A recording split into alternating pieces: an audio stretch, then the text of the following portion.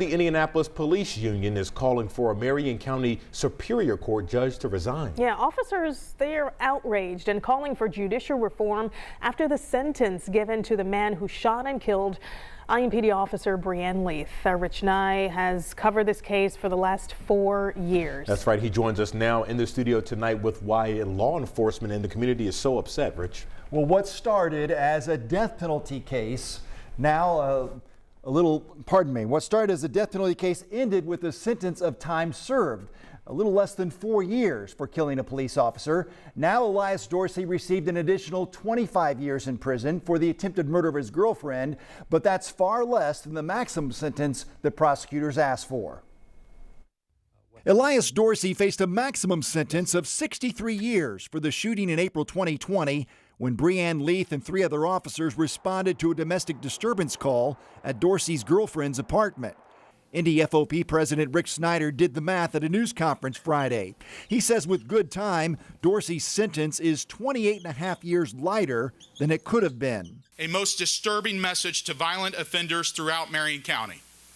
That is that they can shoot at anyone, including officers, kill an officer, attempt to kill a domestic partner, and simply say they have a mental health problem of which there's no agreement on a diagnosis that can be reached, and they will receive a lenient sweetheart sentence in Indianapolis. Time served.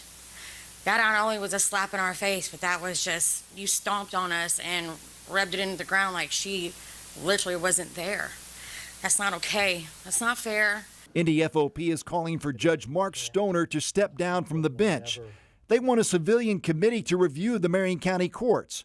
They want a meeting with the governor on this. They want city leaders to set up a commission to look at criminal justice outcomes. And they want judges to be elected, not appointed in Marion County. Judge Stoner explained at the sentencing that Dorsey will be on mental health probation for 15 years after he gets out of prison. If I gave him the maximum sentence, I would have actually 10 years, I think, less control over him than what I've done here. If he takes his medication, and if he goes back to being a law-abiding citizen, which he was for the 31 years, then I will have had longer control and have protected the community longer this way than if I had given the maximum sentence.